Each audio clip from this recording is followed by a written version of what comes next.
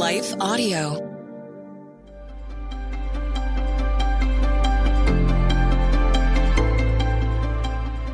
Welcome to the Crosswalk Devotional. We're so glad to have you as a listener. Today's topic is the pursuit of righteousness over perfection. We'll be right back with a brief message from our sponsor.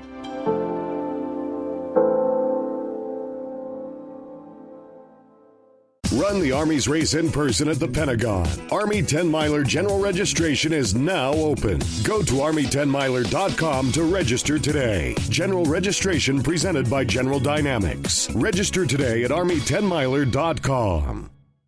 Hey there, it's Nicole Eunice, host of the How to Study the Bible podcast, where every single week we join together to encounter God through His Word. You can subscribe at lifeaudio.com.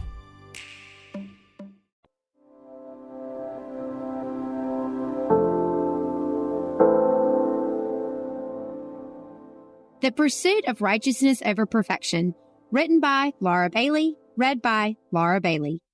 And if he rescued Lot, a righteous man who was distressed by the depraved conduct of the lawless, for that righteous man living among them day after day was tormented in his righteous soul by the lawless deeds he saw and heard. 2 Peter 2, 7-8. Do you ever struggle with perfectionism? Until recently, I didn't consider myself a perfectionist. I can easily drift off to sleep with dirty dishes in the sink. A glance at my weekend food choices and one can determine I often fall short of a perfect, healthy plate. Although I try my best, I can't count how many plants I've killed. Did you know you need to water cacti? I've accepted that I will not be an all-star at all things, learning to embrace my weakness and lean into my strengths. For the most part, I've released the shame of being unable to do it all. Be all things to all people and openly admit that I am struggling or need help in any area. Except when it comes to my faith. Can you relate? Maybe you sinned and asked God for forgiveness, but you're still hard on yourself, even though you know God has extended mercy and grace.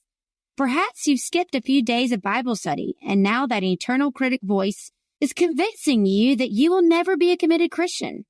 Or maybe as you pray, a persistent thought pops into your mind, reminding you that you need to do better and attempting to convince you that God doesn't even listen to you because you're such a mess. I can't be the only one who struggles with these things, right? Do you relate to the following thoughts? There's no way God can use me. I still struggle with sin. What's wrong with me? Why can't my faith come as effortlessly as it does for others? When will I be able to pray or study my Bible like her? She's such a better Christian than me. But one day I came across these verses in 1 Peter 2, 7-8. And if he rescued Lot, a righteous man who was distressed by the depraved conduct of the lawless, for that righteous man living among them day after day was tormented in his righteous soul by the lawless deeds he saw and heard. Wait, Lot? Obviously misunderstood what these verses were saying about Lot, because how, with his past, was he considered a righteous man? Isn't Lot the guy who lived in Sodom and Gomorrah, a town so filled with wickedness that God sent fire to destroy the town and the people? Wasn't Lot the one who offered his daughters to a group of men looking to engage in sexual relations? And isn't this the same guy that even after God provided an escape for his family, went into a cave, got drunk, and committed incest? Genesis 11-14 and 19. Yes, this Lot is the same man Peter highlights in our key passage. It is essential to note Peter's words to describe Lot. He doesn't say that Lot was without fault. He was no mean perfect in his faith. Lot chose to stay in a sinful city, but a deeper look at the text reveals that Lot was distressed by the wickedness around him.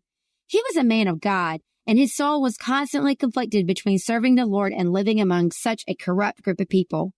Lot was given his righteousness or right standing with God on account of Christ, and it is because this status it is accessible for all followers of Christ, we are considered righteous despite our imperfections too.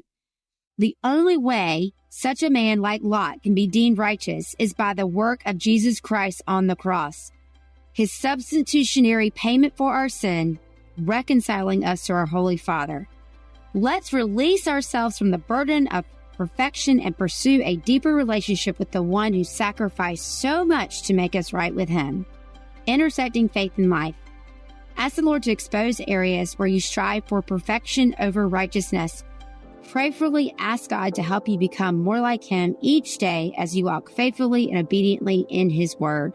For further reading, check out Hebrews 11 or the article, What Does It Mean to Be Righteous? The Crosswalk Devotional is a production of Life Audio and Salem Media.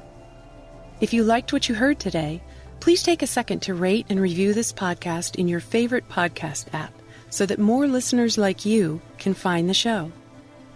For more faith-filled, inspirational podcasts, visit us at lifeaudio.com.